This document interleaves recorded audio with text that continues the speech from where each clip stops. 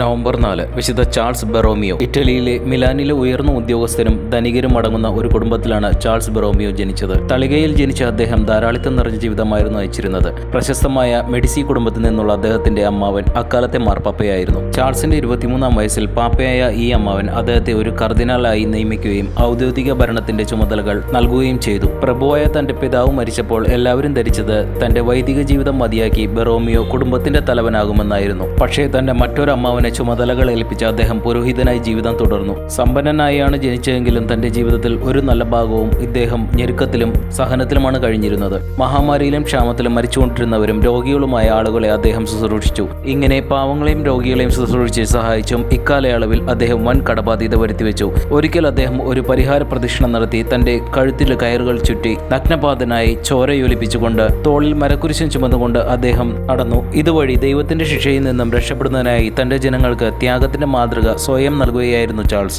1584 തന്റെ 46-ാമത്തെ വയസ്സിലാണ് അദ്ദേഹം മരിച്ചത്. മിലാനിലെ പള്ളിയിലാണ് അദ്ദേഹത്തിന്റെ ശവകുടീരം സ്ഥിതി ചെയ്യുന്നത്.